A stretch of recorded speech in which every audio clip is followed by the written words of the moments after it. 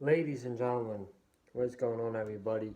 This is Joseph Conlon coming to you with your NXT review on Thursday, April 23rd, 2020. Uh, as I said last week, with all the releases that have happened during the day in the WWE, I decided not to watch NXT. This week is a different story. I watched NXT earlier on today. I thought it was a good show. For what it was, I thought NXT was a good show.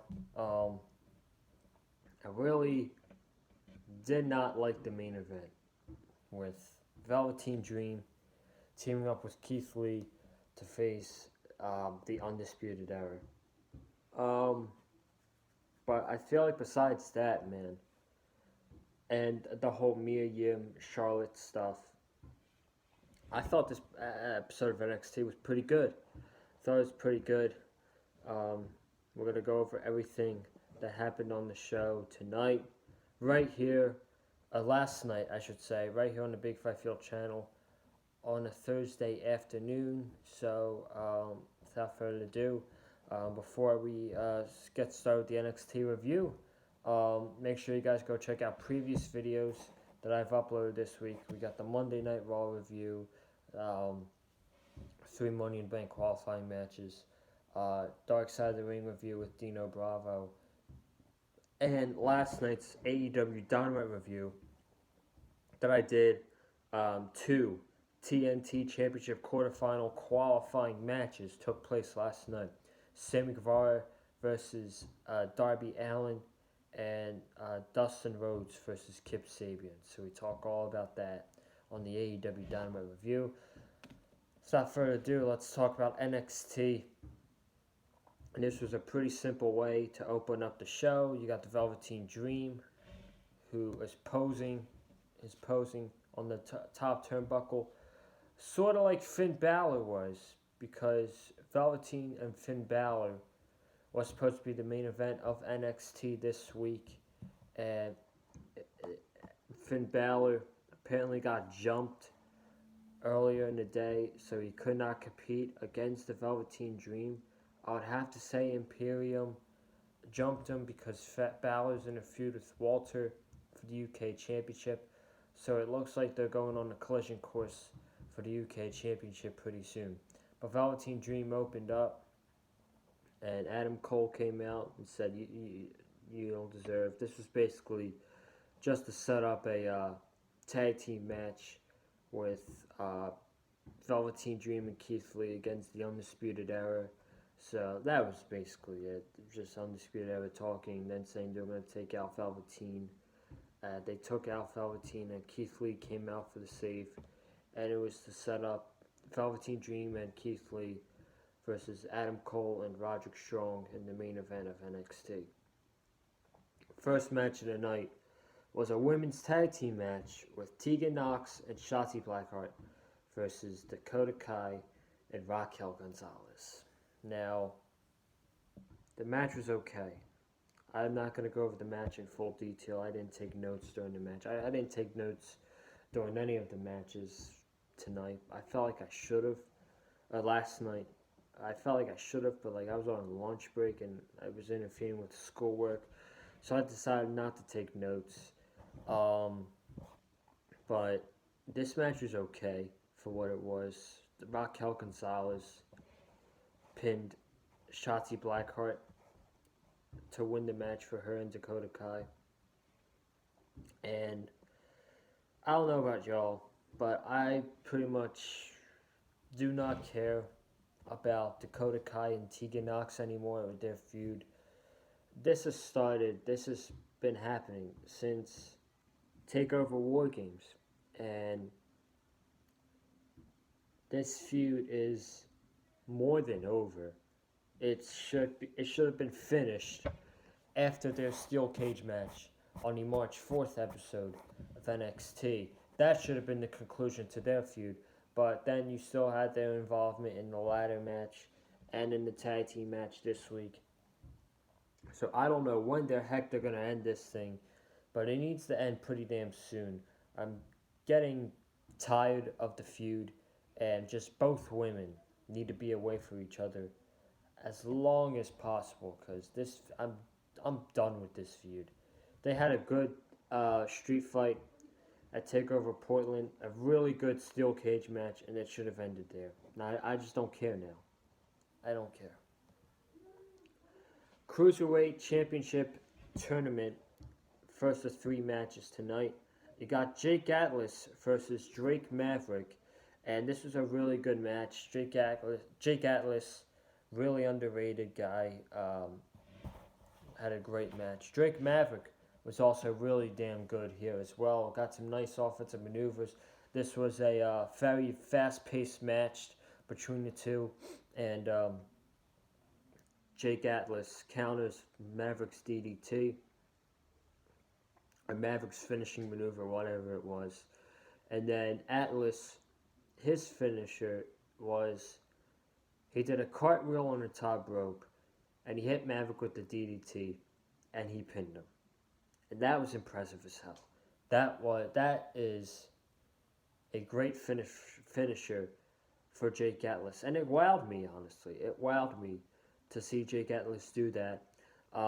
Jake Atlas moves on in the Cruiserweight Championship Tournament against Drake Maverick, but they kind of brung up Drake Maverick's release in this, and they had him where Jake Atlas stopped him and acknowledged Drake Maverick, and Drake Maverick just walked to the back, and then you got Drake Maverick in the hallway upstairs, and he's crying. So I don't know if they're making the fact that Drake Maverick got released if they're making it into a storyline. I mean, that'd be the type of thing for WWE to do, but I kind of hope it's not true, that they don't make it into a storyline. What I think this is, it's just that he's trying to improve higher ups what he can do so that he could get his job back. And I think after people saw that emotional video that he had of him crying, I do think that Drake Maverick will eventually come back to the WWE and be in the Cruiserweight division on NXT. But this is a really good match between Drake Maverick and Jake Atlas. We then saw another Cruiserweight Championship Tournament match, and Group B, Kushida versus Tony Nese. This was the best match of NXT. This match was great. This match was really great. Tony Nese, really damn good. Kushida, so underrated. A title reign needs to happen for Kushida. It's long overdue. The man is just excellent. At the end, we saw Kushida and Tony Nese kind of hit with Kushida have a submission hold on Tony Nese. And he's got the submission hold when they hit a Spanish Fly, and he's still got it in when they hit the ground. So then Tony Nese taps out, and Kushida gets the win against Tony Nese. This match, again, this was great. Great match between Kushida and Tony Nese. And I expect Kushida to become the interim Cruiserweight champion until Jordan Devlin gets back. And Jordan Devlin eventually takes the title from Kushida. We then saw a video package of Killer Cross. I refuse to call him Karrion, but they called him Karrion Kross, who attacked Tommaso Ciampa last week on NXT. Him and Scarlett Bordeaux have arrived. We will find out why they attacked Tommaso Ciampa in the next few weeks. This is the best thing on the show by far. This show, this segment was pure gold. So we got Johnny Gargano sitting at the dinner table saying September 16th, 2016 was the best day of my life when I married Candice Candice LeRea, and we review that as great people in NXT. Johnny was the first Triple Crown NXT champion, tag team title, North American title, and NXT title. He would say yes to anything they say. Autograph signings, handshakes, photos, happy birthday messages to fans, all of that. And Johnny just got tired of saying yes. And Candice LeRea puts down a plate of dinner for Johnny Gargano. She sits down with him. She's got blue hair, blue lipstick, or purple. And she's felt the same thing too. She said that she's been nice to the girls. She's been helping the girls. And the girls don't come out to save her. And she's always like, it's okay. Things are going to change. And it's just been the same result over and over again. And things never changed. And now she can't do it for them. She's doing it for herself. And she really doesn't know who to trust. And Johnny Gargano says, I know who I trust. And he said, you, Candice LeRea. So then they were laughing together. And she said, I trust you too. And they said, NXT is this toxic environment that ungrateful, undeserving people are getting rewarded. Like Tommaso Ciampa and Rhea Ripley. And they will take over NXT themselves. And they will become the first couple to be NXT champion and NXT women's champion. This was excellent. To all the people that said, oh, Johnny Gargano's not a good heel. What are they going to do with Johnny Gargano as a heel? He proved you wrong tonight with this excellent segment with him and Candice LeRea. They're going to be good heels. It's going to be tough to get used to them as heels, but they're going to make it good. I truly believe that. They're going to make it good, and maybe they will be that first couple to hold the NXT Championship and the NXT Women's Championship. And I really can't wait to see what happens with Johnny Gargano and Candice LeRea now. Mia Yim versus Jessie Kamiya. This match was 2 minutes. Mia Yim squashes Kamiya. She's celebrating on stage. Charlotte Flair comes out. The NXT Women's Champion, the Robotic Champion. You guys know my thoughts on Charlotte. She comes out and she says, it's nice to see you, Mia. Something about she helped her in her career, and she wanted to challenge her to a match. She wanted Mia Yim to be her first challenger. So Mia said, I'm honored to be in the ring with you, and whatever. And I don't know, man. I mean, Charlotte Flair. I mean, it sucks that she's going to bury the entire women's division in NXT. And it's almost like she has a list of people that she's going to beat. A list of accolades for Charlotte Flair. She's beaten Bianca Belair. She's beaten Rhea Ripley. She's beaten Kaden Carter at Monday Night Raw. And now more than likely she's beating Mia Yim next week on NXT. Do I care about the match at all? Absolutely not. Does this do anything for Mia Yim? Absolutely not. This is just to get another accolade, on another victory for the Robotic Queen, Charlotte Flair. And by the way, this is a non-title match next week. Jack Gallagher versus El Hijo de Fantasma. This match was very hard-hitting. Jack Gallagher, always loved Jack Gallagher. I think the tattoos look stupid, but he's still got a good look. He's intense. And El Hijo de Fantasma, I guess he's a nice signing to NXT. Haven't really heard much of him, but he got the win here with the Falcon Arrow, his Samoan driver, Byron Saxton called it.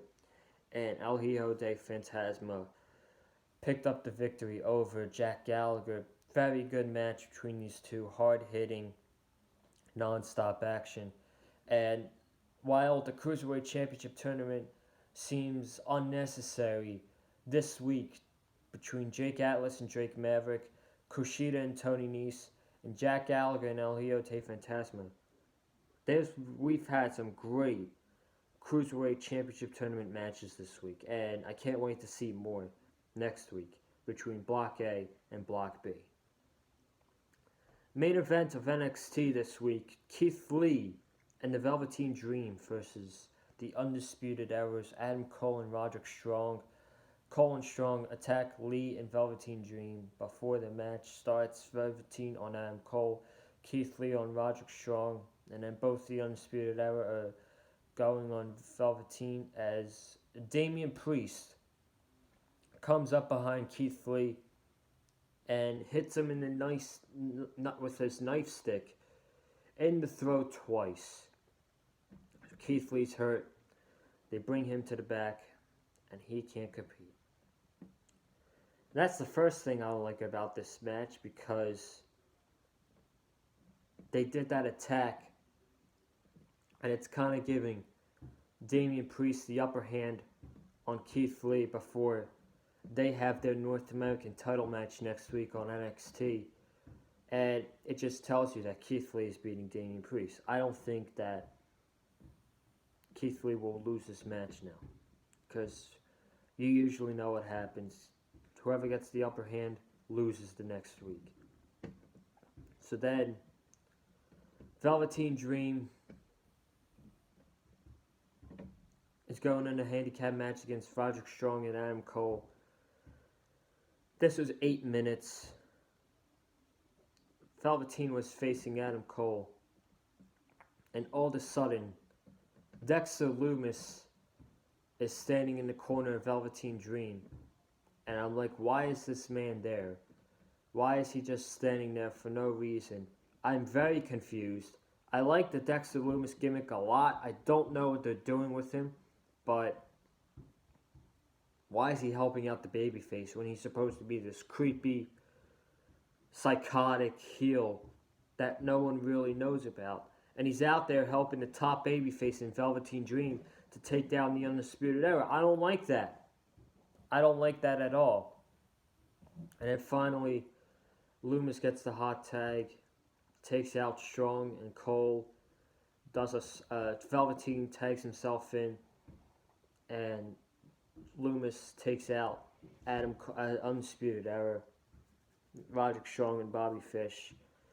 And Velveteen Dream hits a purple Rainmaker on Adam Cole and pins Adam Cole.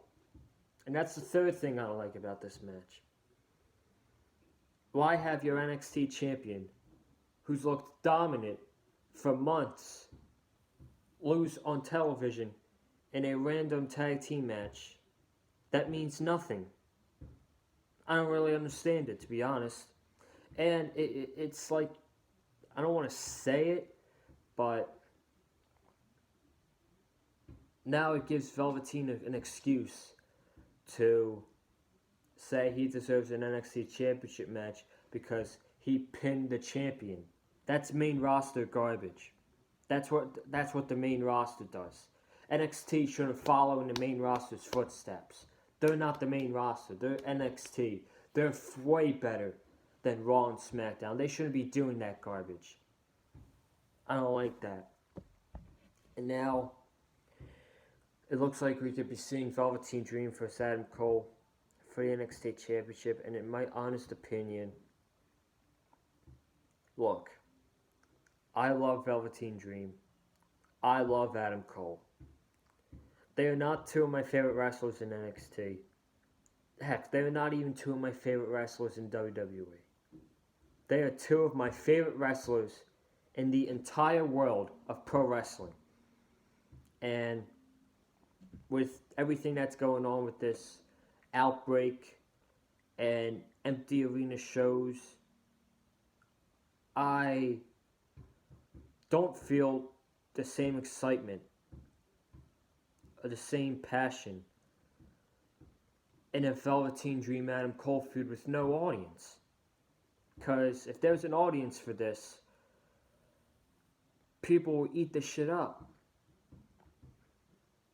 Adam Cole chants, Velveteen chants, Adam Cole. This would be great on a big stage like TakeOver and with a great crowd. I cannot get behind a Velveteen Dream Adam Cole match with no crowd. I'm sorry. I can't do it. I can't do it. I don't want to see it. Save it for when there is an audience to return. Heck, if you have to take a break from the feud and come back to it when everything gets better, do it. Do it, because if I have to sit through a Velveteen Dream Adam Cole match with no audience, even though the match could be really good, it's going to be really tough for me to get invested. And I was not a fan of WWE hosting WrestleMania at the PC. I'm not a fan of AEW doing Double or Nothing with no audience. I don't think there should be takeovers until everything gets better. I don't think there should be an NXT takeover until everything gets better and we're allowed to have jam-packed arenas. Because that crowd for whatever NXT takeover, if they come to New York or Chicago or Texas or Boston, the crowd is half the reason why the shows are the way that the takeovers are the way they are. And without a crowd at a takeover, it kind of kills that vibe. It just kills that vibe. So that's my opinion. There should not be a single takeover until everything gets better. That's your NXT review. Overall, besides the main event, really, and the Mia Yim Charlotte stuff, I thought this was a very good episode of NXT, and I enjoyed myself watching it. So, I'm getting out of here. Thank you guys for watching this video. If you haven't already, subscribe right here on the Big Fight Field channel. Comment down below what you thought of this week's NXT review and show.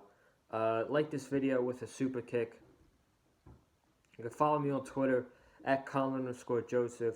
You can follow me on Instagram at Colin_Joseph. And you can follow Eddie on Twitter at Eddie Mullins 515. Guys, I'm getting out of here. We'll see what happens on SmackDown tomorrow night. I'll be here for your SmackDown review and the WWE Q1 conference call at 5 o'clock happening later today. Have a good day and stay safe, guys.